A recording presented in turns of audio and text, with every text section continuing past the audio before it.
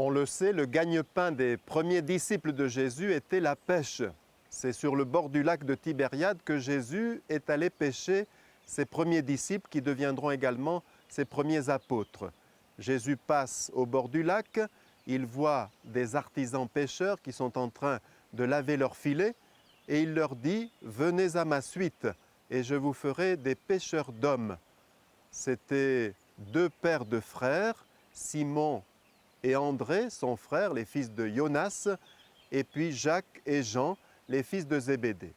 Et saint Marc nous dit « Et aussitôt, laissant là leur filet, ils le suivirent ».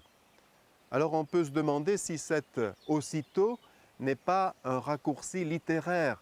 Était-il possible que des personnes changent aussi vite de métier et acceptent de suivre un inconnu ou pratiquement un inconnu?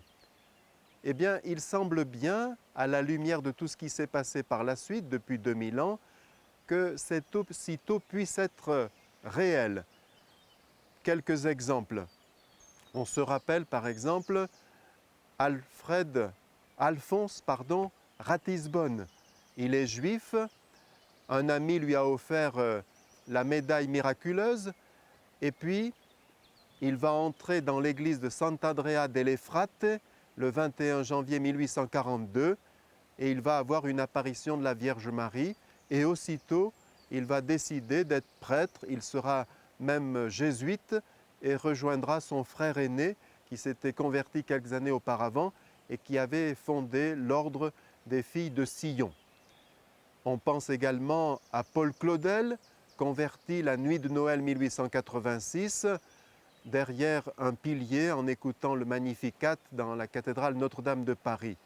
Lui-même mettra des années et des années à mettre cette foi en accord avec ses réflexions, mais tout lui avait été donné cette nuit-là, ce soir-là. La même année d'ailleurs, Charles de Foucauld, dans le confessionnal de l'abbé Huvelin, se convertit en un instant.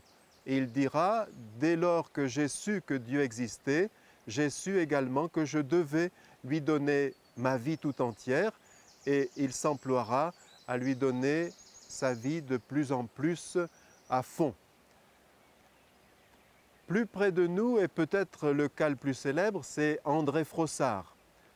Nous sommes en 1935, il a 20 ans, il est fils du premier secrétaire du Parti communiste français, fondateur aussi du Parti communiste, donc élevé dans l'athéisme. Il a rendez-vous à la rue d'Ulm avec un collègue de l'école normale, il se trompe de porte, il entre dans la chapelle des Sœurs de l'Adoration et il est métamorphosé en 2 minutes. Il était entré athée, il ressort, comme il dit avec ses raccourcis saisissants, « Je suis ressorti chrétien, catholique, romain ». Alors on lui pose la question « Et votre libre arbitre ?» Et il dit « Eh bien, je n'ai pas vu une lumière naturelle, c'est une lumière intérieure, mais une lumière incandescente, la lumière de la vérité. » Et ce jour-là, à partir de ce jour-là, Dieu seul m'est apparu comme le réel et tout le reste m'apparaît comme des hypothèses. Alors à propos de mon libre arbitre, oui, on me dit, c'est ça, votre père est socialiste, vous êtes socialiste, vous entrez dans une église et vous ressortez chrétien, vous seriez entré dans une pagode, vous seriez sorti bouddhiste, ou bien dans une synagogue et vous vous retrouviez juif, ou bien encore dans une mosquée, vous seriez sorti musulman. Ce à quoi il répondait malicieusement, « Il m'arrive tout de même de sortir d'une gare sans me prendre pour un train. Et quant à mon libre arbitre, j'ai l'impression que je l'ai eu ce jour-là, le jour de ma conversion, tant il est vrai que sans Dieu, nous nous laissons avoir par toutes les dépendances qui essayent de nous enchaîner. C'est seulement avec Dieu que nous éprouvons la vraie liberté. » Alors André Frossard, Paul Claudel, Ratisbonne, Charles de Foucauld sont décédés, mais nous avons beaucoup d'exemples à l'heure actuelle. Je n'en prends qu'un, le cas de Ladji Diallo. C'est un jeune des banlieues, il dit lui-même combien il était très très violent. Une fois, il s'était acharné contre son entraîneur de basket et sans l'intervention d'amis, il aurait peut-être commis l'irréparable, tellement il avait de violence en lui.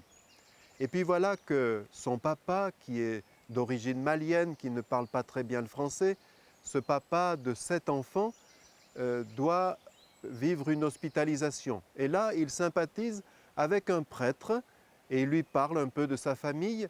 Et ce prêtre lui propose de prendre ses 7 enfants dans sa colonie d'été. Il ne leur fera pas de prosélytisme, mais ils pourront ainsi s'aérer et connaître un beau coin de France. Ladji Diallo, évidemment, part en colonie avec ses frères. Et là, il est étonné par le manège des autres jeunes la nuit. Sans qu'il y ait d'obligation, il les voit se lever et aller à la chapelle, rester en silence une demi-heure. Un jour, il veut percer le secret et lui-même y va. Et là, il est foudroyé, à bout portant, il rencontre le Christ. Cette nuit-là, le loup qu'il était devient agneau. Et son problème sera bien sûr d'annoncer à son papa qu'il veut être baptisé. Alors l'Esprit Saint lui inspirera d'abord de se rapprocher beaucoup de ses parents, de s'imprégner de la culture malienne, et cela fera son bonheur puisque aujourd'hui il est baptisé bien sûr, et il est conteur, il est même compositeur, et dans ses soirées, dans ses récitals, il donne volontiers son témoignage. Il habite pas très loin de Lourdes. Le pasteur Thomas Roberts, un anglican, était très écuménique, charismatique, très proche des catholiques. Il se vantait avec humour d'avoir plus de personnes qui priaient pour lui qu'il n'y a de personnes qui prient pour le pape. Il disait un jour, il avait sa manière à lui, bien à lui, de traduire l'évangile que je citais au début. Jésus leur dit, laissez vos filets et venez, je vous ferai pêcheurs d'hommes. Thomas Roberts disait, et Jésus leur dit, laissez vos péchés et filez.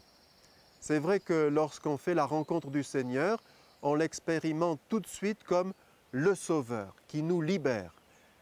C'est l'expérience de Saint Pierre. Dans la version de l'Évangile selon Saint Luc, on dit que Saint Pierre s'est mis à genoux aux pieds de Jésus en lui disant « Seigneur, éloigne-toi de moi, car je suis un homme pécheur. » Et on comprend bien pourquoi les premiers chrétiens ont pris comme emblème, comme logo, dirait-on aujourd'hui, le poisson. C'est tellement facile à dessiner avec 2 coups de crayon. Et c'était facile de le mettre sur les maisons, sur les tombeaux pour dire « là habite un chrétien, là a été inhumé un chrétien ». C'était même devenu comme un message codé au temps des persécutions. Voici par exemple ce qu'écrit un pèlerin clandestin pour raconter à sa famille ce qu'il voit à Rome et éviter que les païens qui viendraient à lire sa lettre ne comprennent. Ici, partout, j'ai vu une fiancée. Partout, j'ai vu des frères. Partout, la fiancée m'a servi en nourriture un poisson de source, très grand, très pur. Cette phrase signifiait, une fois décodée, ici, partout, j'ai vu la communauté chrétienne, partout, j'ai vu des chrétiens, partout, l'Église, la fiancée, célébrait la messe, au cours de laquelle j'ai reçu le corps du Christ, lui qui est Dieu et saint. On trompait également les gardiens de prison pour aller donner l'Eucharistie, la communion, aux martyrs qui allaient mourir, en leur disant « nous leur portons un poisson ». Seigneur Jésus-Christ, Fils de Dieu Sauveur, prends pitié de moi pécheur.